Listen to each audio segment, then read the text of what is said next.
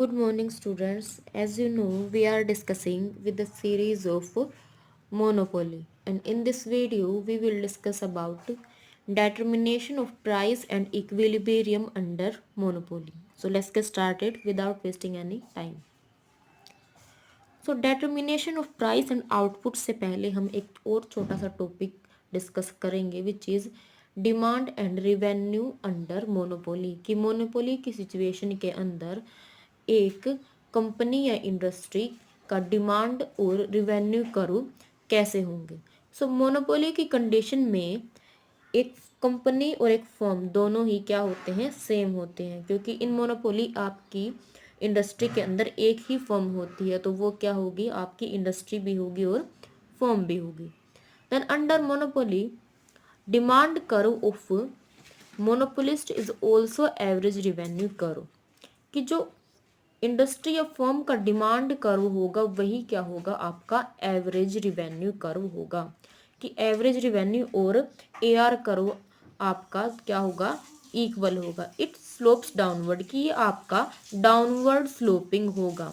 Perfect competition की situation में आपके एआर और एमआर कर्व क्या थे, हॉरिजॉन्टल थे, पैरेलल टू एक्स एक्सिस।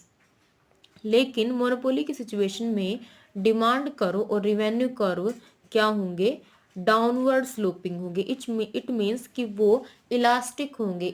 अगर एक कमोडिटी की ज़्यादा प्राइसेस चार्ज किए जाएंगे तो उसकी कम यूनिट्स को सेल किया जा सकेगा, और अगर कम प्राइसेस चार्ज करेंगे तो ज़्यादा यूनिट्स को सेल किया जा सकेगा। सो आपका इंडस्ट्री का डिमांड कर्व और रिवेन्यू कर्व क्या होंगे, डाउनवर्ड स्लोपिंग होंगे। Under monopoly, average revenue and marginal revenue are separate from each other कि मोनोपोली की सिचुएशन के अंदर एवरेज रिवेन्यू और मार्जिनल रिवेन्यू दोनों एक दूसरे से क्या होते हैं, अलग होंगे। जैसे कि परफेक्ट कंपटीशन की सिचुएशन में एआर और एमआर क्या होते थे, एक ही कर्व होते थे, क्योंकि ईच क्वांटिटी के ऊपर आपकी जो एमआर क्या होती थी वो कांस्टेंट थी। लेकिन मोनोपोली की सिचुएशन में आपकी एवरेज और मार्जिन रिवेन्यू दोनों ही क्या हैं, अलग अलग होंगे। देन एआर और एमआर को एक डायग्राम के थ्रू रीड करते हैं कि this is your x y axis and this is your x axis, x और वाई, और ये क्या है, ओरिजिन। एक्स एक्सिस पर क्या दिया हुआ है, आउटपुट, एंड वाई एक्सिस पर क्या दिया हुआ है, रिवेन्यू। सो आपका ए आर कहाँ से होगा मोनोपोली की सिचुएशन में, ये, एंड आपका एम आर क्या होगा, ये। This is your A R curve and this is your M R curve. So M R curve आपका नेगेटिव भी हो सकता है मोनोपोली की सिचुएशन के अंदर, लेकिन ए आर कर्व हमेशा क्या होगा, आपका पॉजिटिव रहेगा। इट मीन्स आप अपने प्रोडक्ट को कभी भी ज़ीरो प्राइस पर नहीं सेल करोगे। एंड एन पॉइंट आपका क्या होगा, मैक्सिमम सेटिस्फैक्शन का पॉइंट होगा, क्योंकि यहाँ पर आपकी जो एमआर है वो क्या है, मैक्सिमम है। अगर इससे ज़्यादा किसी इंडस्ट्री के अंदर प्रोडक्ट सेल किए जाएंगे तो आपकी जो रिवेन्यू होगी वो नेगेटिव होनी स्टार्ट हो जाएगी। तो आपका ये एन कर्व क्या है, मैक्सिमम सेटिस्फैक्शन का पॉइंट है, और यहाँ पर आपकी इलास्टिसिटी ऑफ डिमांड किसके इक्वल होगी, 1 के इक्वल होगी। यानी कि जितने भी आप प्राइसेस सेल करोगे सभी के लिए आपको इक्वल इलास्टिसिटी ऑफ डिमांड क्या करनी पड़ेगी, फेस करनी पड़ेगी। तो इस एंड पॉइंट से ऊपर आपकी इलास्टिसिटी ऑफ डिमांड क्या होगी, ग्रेटर देन 1, कि इस पॉइंट से अगर ज़्यादा आप प्राइसेस चार्ज करते हो तो आपको क्या करनी पड़ेगी, इलास्टिसिटी ऑफ डिमांड फेस करनी पड़ेगी। यानी कि जितना ज़्यादा प्राइस आप चार्ज करोगे उतना ही आपको कम अमाउंट सेल करनी पड़ेगी। एंड ई एन पॉइंट से नीचे इलास्टिसिटी ऑफ डिमांड कितनी होगी, लेस देन 1 होगी। यानी कि इस प्राइस के ऊपर आपकी जो वेरिएंस है डिमांड के अंदर वो क्या होगी, कम होगी। सो ये क्या है आपके रिवेन्यू एंड कोस्ट करो अंडर मोनोपोली, कि इस सिचुएशन के अंदर मोनोपोली के अंदर एवरेज रिवेन्यू और मार्जिनल रिवेन्यू किस तरीके से शो होंगी। Then next topic is determination of price and equilibrium under monopoly, कि मोनोपोली की सिचुएशन में एक इंडस्ट्री, एक फर्म अपने प्राइस एंड इक्विलिब्रियम की सिचुएशन को कैसे गेट करती है। सो मोनोपोली की सिचुएशन में एक मोनोपोलिस्ट ज़्यादा से ज़्यादा मैक्सिमम प्रॉफिट अर्न करना चाहेगा। जिस पॉइंट पर उसको मैक्सिमम प्रॉफिट अर्न होगा वही वो क्या करेगा, अपना प्राइस को सेट कर देगा, क्योंकि इंडस्ट्री और फर्म दोनों ही क्या है आपकी मोनोपोली की सिचुएशन में एक है, और एक कंपनी अपनी सप्लाई, डिमांड और प्राइस को डिटरमाइन करने के लिए कैपेबल होगी मोनोपोली की सिचुएशन में। Then under monopoly price and equilibrium are determined by two different approaches, कि आपके प्राइस और इक्विलिब्रियम को दो अलग अलग अप्रोच से डिटरमाइन किया जा सकता है। First is total revenue and total cost analysis, and second is marginal revenue and marginal cost analysis. So आज की वीडियो में हम डिस्कस करेंगे total revenue and total cost analysis. So total revenue and total cost analysis. Monopoly can earn maximum profit by selling that amount of output at which difference between total revenue and total cost is maximum, कि monopolist एक उस situation के अंदर maximum profit की situation में होगा जहां पर उसकी जो रिवेन्यू और कॉस्ट का डिफरेंस क्या होगा, मैक्सिमम होगा, यानी कि आपकी रिवेन्यू ज़्यादा होगी और कॉस्ट क्या होगी, कम होगी। और जिस पॉइंट पर ये दोनों का डिफरेंस सबसे ज़्यादा होगा वही आपका जो मैक्सिमम प्रॉफिट अर्न करेगी। The amount of output at which monopolist can earn maximum profit will constitute his equilibrium point, और वही पॉइंट आपके मोनोपोलिस्ट का क्या होगा, इक्विलिब्रियम सिचुएशन होगी।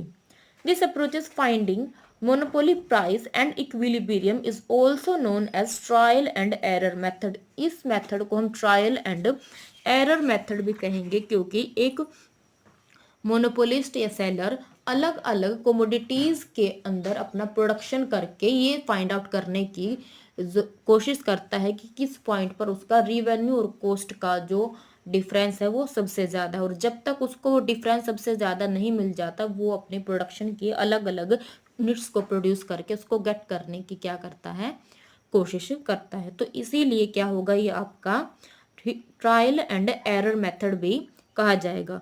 सो total revenue and total cost analysis को एक फिगर के थ्रू समझते हैं। So this is y axis and this is x axis, x और वाई, एंड ये क्या है, ओरिजिन, एंड ये है आपका ओरिजिन। यहाँ से शुरू होगी टोटल रिवेन्यू कर्व,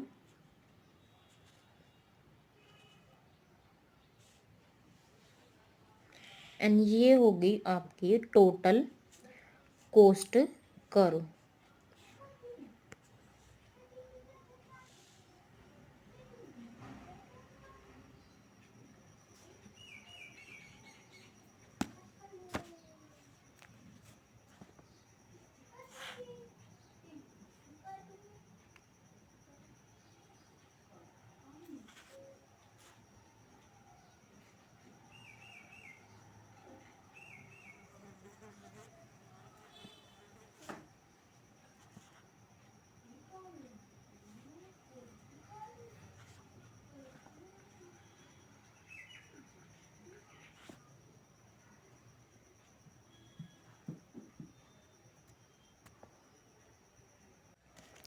सो टोटल रिवेन्यू कहाँ से स्टार्ट हो रहा है, फ्रॉम ओरिजिन, यानी कि जब हम प्रोडक्शन की कोई भी कमोडिटी को सेल नहीं करते उस समय हमें कोई भी इनकम नहीं होती।